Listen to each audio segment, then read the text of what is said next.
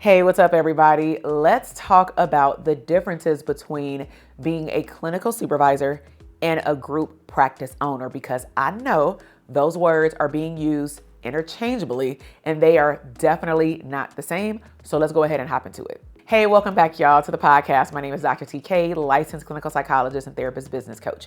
So let's talk about this hot topic. One of the main reasons why this topic is more so coming up in our community is that I am out loud, of course, confronting the idea that just because you are a clinical supervisor, that does not mean that you are equipped to have a group practice. So when you look at the overarching differences, the main and general role of a clinical supervisor is to oversee the clinical practice and ethical responsibilities for a provider, someone who is doing therapy or social work, right?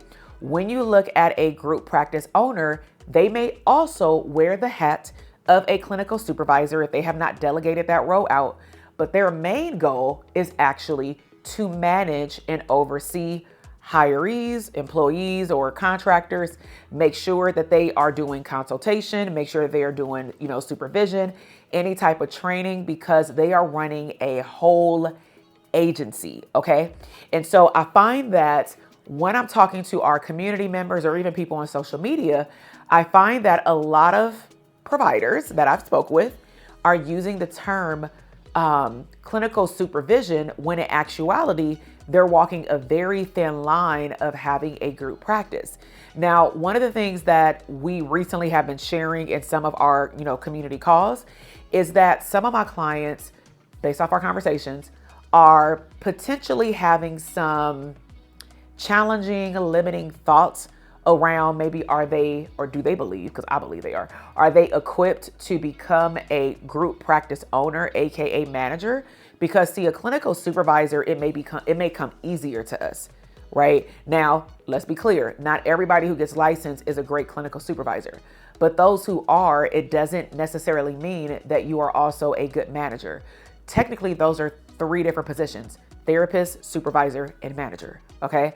And so it takes a special person to be great at both. Now, I am a person where, I'm gonna be honest, I had done all of them when I had a group practice for 5 years, but I did them in stages. And so I was clearly a therapist for years, right?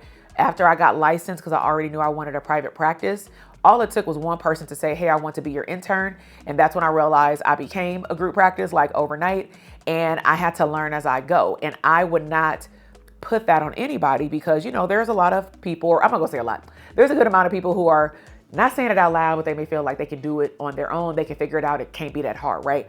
But they forget that we're talking about leadership skills. We're talking about delegation skills. We're talking about operational skills. We're not talking about clinical skills. When you are a clinical supervisor, you are using what you got licensed in with your expertise, combined with, I'm going to say, teaching and guidance. And you are ensuring that, let's just say, the therapist that you are supervising is seeing their clients, using the right theoretical orientation, coming up with the right diagnoses with supportive evidence, writing up their intakes, like all the things plus a treatment plan. That comes simple compared to what am I supposed to do to hire new people, right? What am I supposed to do for quarterly evaluations? How do I give somebody a raise? How do I choose if somebody's a W-2 or W-9? So what I did on my phone is I outlined, and I sent this out actually via email a couple of weeks ago, but I outlined some things that you want to consider when you're kind of walking that line of clinical supervisor versus group practice, okay? So here's what you need to be a great clinical supervisor. Of course, we need to make sure that we consult with our licensing board to see what the requirements are for you to actually be a clinical supervisor, because also different licensing boards have different requirements from the master's level to the doctoral level and literally from state to state, okay? Now, when you look at having a group practice, ideally, you don't have to be, but ideally you want to be licensed, or you need to hire someone who is licensed. You would want to hire or consult with someone who understands HR in your state. And also, you have to understand how your board works, because not all HR people and CPA people and employment attorney people understand mental health practices.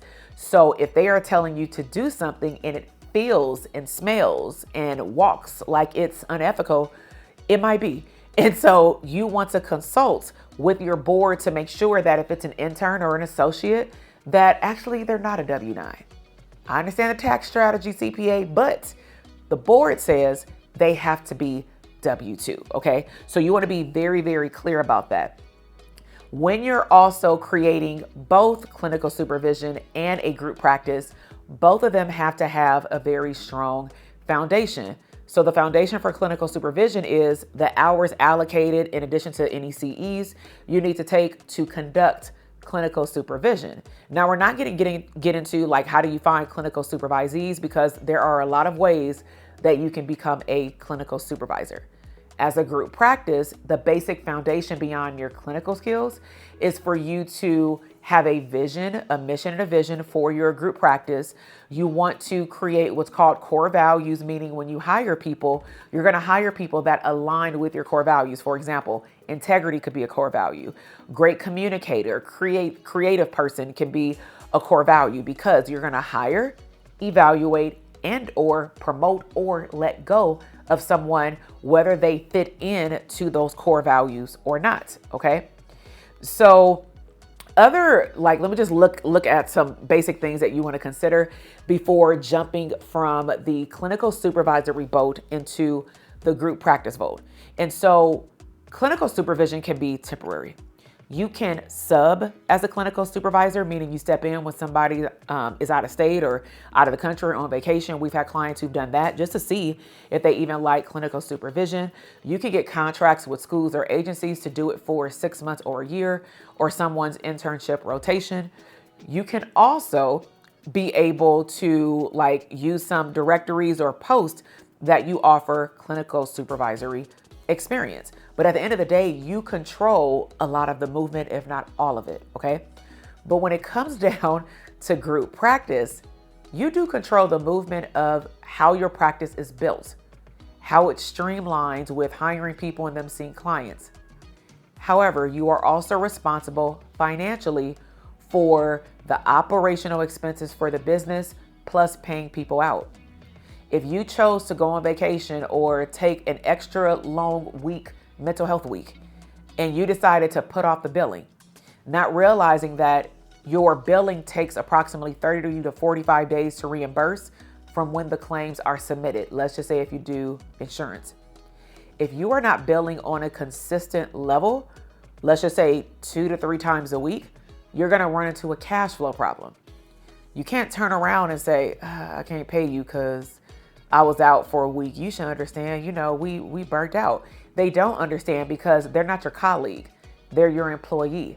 They're your contractor. And a contractor could skedaddle right on up out of there. An employee ideally will put in their 2+ weeks notice because they're doing clinical work. But you never want to put somebody in a predicament where you cannot pay them. And I'm telling you this from personal experience. I have never went without paying someone. Now, have I ever been late on payroll? Let's be all the way real here. Yes.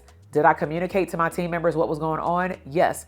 Was that during the learning curve of me understanding employee and employer taxes and just the HR payroll process in general, and how often I have to pay people based off my state and based on if they're W-2 or W-9? I learned all of that the hard way. So my tagline is, why would you wait and process something or learn something in a 10 to 12 year period when I can teach it to you in 6 months, if it's like a group practice, up to a year, right? At least the foundational methods. And so y'all talk back to me in the comment box. Are you currently a clinical supervisor? Are you desiring to be a group practice owner? And how do you see the difference, right? So I hope that this overview of walking a thin line between clinical supervision and group practice made it more clear about your decision-making in terms of even what you call yourself. But just remember, if anything, from this podcast, clinical supervision is to supervise clinical work. Simple. Group practice owner is running a whole agency with all the parts in it, including clinical supervision. And so if you are doing all of this, and there's another like bonus I'm gonna give you, if you are giving the interns or whoever you're supervising clients, that is not just a clinical supervisory role, because now you are marketing them to see clients. So I hate to break it to you, but you got a group practice. And now you need to talk to HR, because now guess what? You are paying people, and I hope you're paying them legit. Because think about it, how else would you set up payroll if they're not W-2 or W-9? Are you selling them money or cash apping them money? I mean, we got a bigger problem. But let's go ahead and wrap this up. And so really hope that you love this podcast episode. Come back and stick around. Make sure that y'all subscribe to the channel and like this video. I have found that over 75% of people who watch my videos, they tap in, they comment, but they're not subscribed. If that's you, go ahead and click that button so that you can also, with the little bell, be notified of when I drop another daily dose or weekly dose of some mental health, business growth, and expansion. All right, I'll see y'all later. Bye.